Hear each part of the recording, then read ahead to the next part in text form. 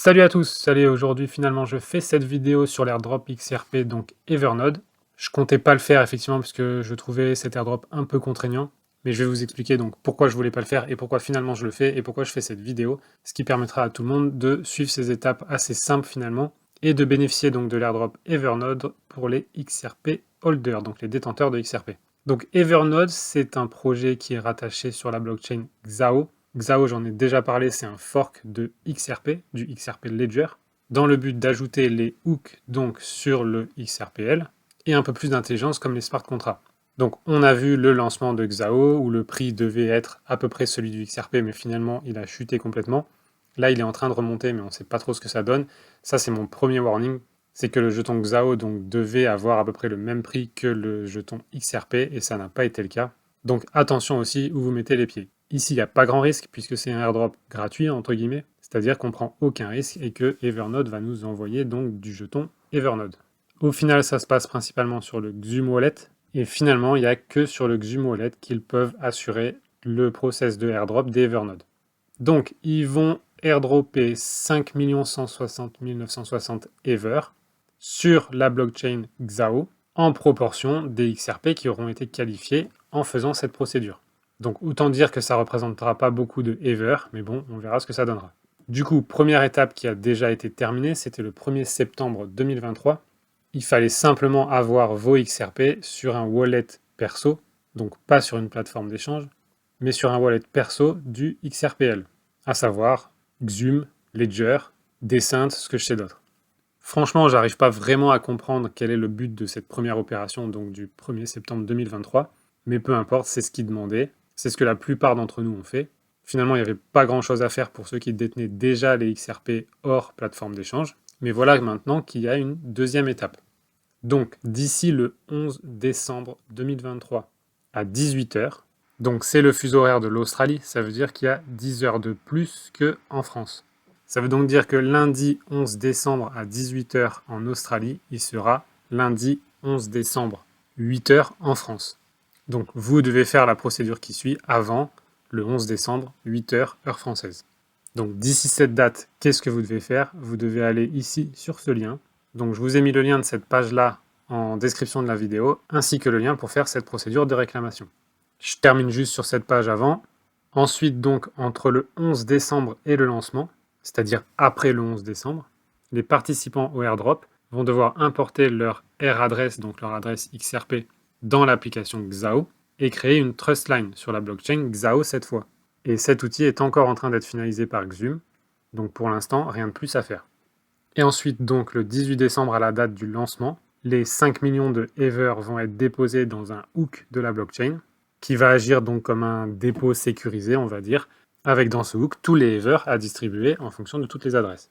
Et ensuite, donc, après le 18 décembre, après le lancement, chacun de vous pourra faire une transaction de réclamation au hook qui vous enverra les Ever que vous êtes censé recevoir si vous êtes qualifié.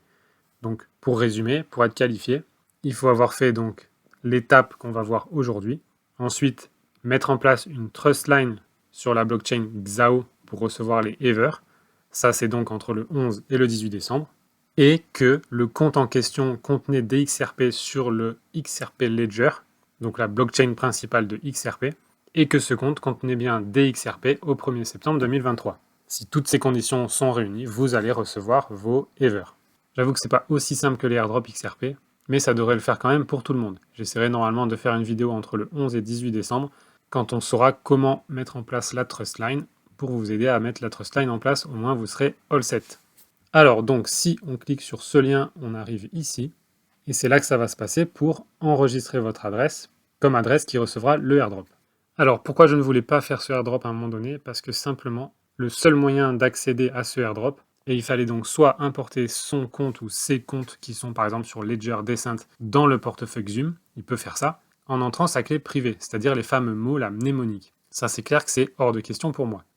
Deuxième possibilité, c'était d'envoyer tous les XRP que vous avez sur vos wallets extérieurs, par exemple Ledger, Descent, etc., vers un wallet que vous avez dans le Xum. Ça comportait quasiment aucun risque, il n'y avait pas de création de wallet. Le problème, c'est que ça rassemblait tous mes XRP au même endroit, et ça, je ne voulais pas le faire.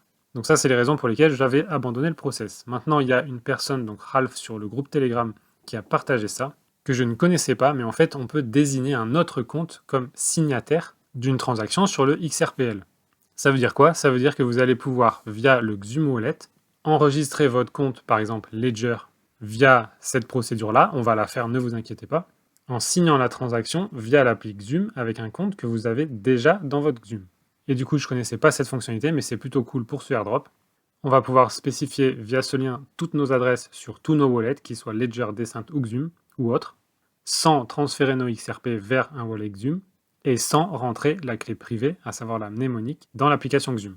Donc premièrement, si vous avez simplement un wallet XUM avec vos XRP dedans, c'est extrêmement simple. Vous appuyez sur ce lien, ça va vous emmener sur cette page.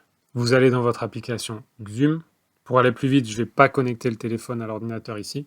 Donc tout en haut à droite de l'écran de votre mobile, vous avez compte. Vous cliquez sur compte. Là, vous choisissez le compte que vous voulez enregistrer pour l'airdrop Evernode, donc un compte qui a priori contient des XRP. Ensuite, tout en bas de l'écran, au milieu, vous appuyez le petit bouton noir et vous faites scanner le code QR. Vous scannez ce code QR que vous avez devant vos yeux, donc c'est ce que je viens de faire, et ensuite ça va vous demander de faire glisser pour accepter la transaction. Vous faites glisser et c'est fini, votre compte est enregistré.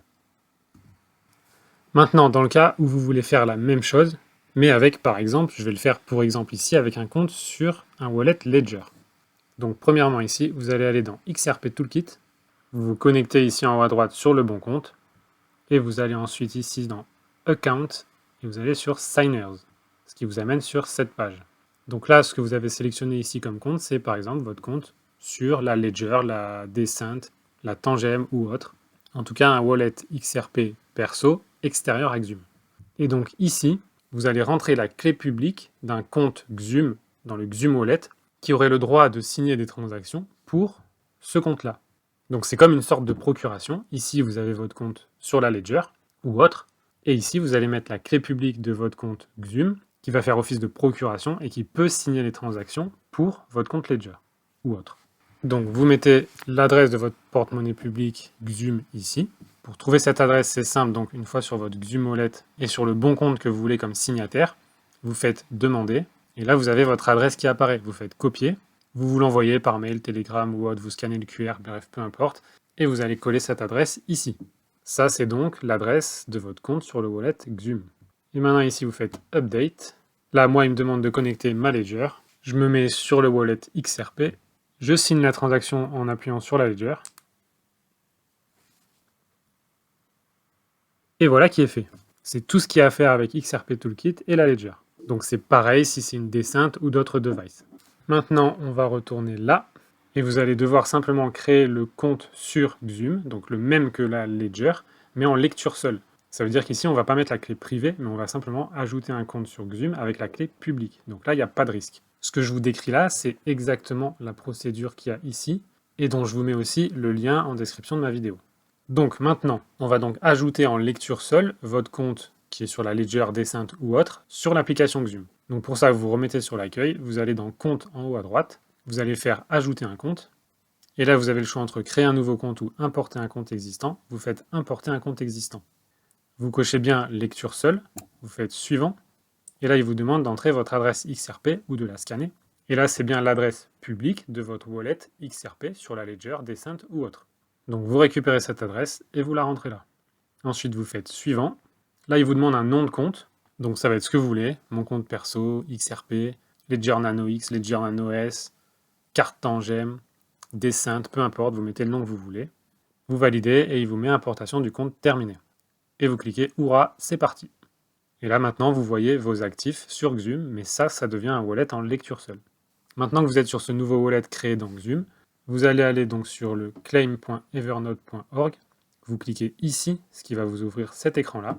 Sur votre appli mobile XUM, vous appuyez en bas sur le bouton noir en bas au milieu et vous faites scanner le code QR. Vous scannez ce code QR et là il y a écrit signer comme. Et c'est là où vous allez sélectionner en fait le compte XUM que vous avez mis en premier dans XRP Toolkit. Donc vous sélectionnez le compte XUM qu'on a mis tout à l'heure ici. Et vous faites glisser pour accepter. Et voilà, c'est terminé, la demande de signature a été faite correctement. Et là, il vous montre que ça a bien été enregistré avec l'adresse qui s'affiche là. Et il vous demande de sauvegarder ça, je ne sais pas exactement à quoi ça sert, mais on verra plus tard si on en a besoin. Voilà, et c'est tout, c'est fini, et vous faites ça pour chacun de vos comptes qui sont extérieurs à Xume. Ça nous a permis de faire la procédure pour avoir le airdrop des Evernodes, sans envoyer nos XRP directement sur le Xume Wallet, et sans avoir à rentrer notre clé privée dans l'application Xume qui est connectée. Donc là, on n'a pris aucun risque, donc tout va bien, et vous pouvez attendre le 11, et par exemple, après le 11 ou après le 18 pour être tranquille, vous pourrez par exemple annuler la demande de signataire, donc ce qu'on a fait ici, histoire que la procuration, entre guillemets, soit annulée, et que plus personne ne puisse signer pour ce compte XRP. Voilà, j'espère que ça a pu vous aider, j'ai fait sans le mobile cette fois pour aller un peu plus vite, mais a priori ça devrait être clair, j'ai bien énuméré les étapes que vous avez à faire sur mobile, donc écoutez et réécoutez la vidéo si vous n'y arrivez pas, parce que tout est là, c'est pas compliqué. C'est un peu étrange, mais c'est pas compliqué. Et je vous retrouve sur une nouvelle vidéo pour la prochaine étape, à très vite.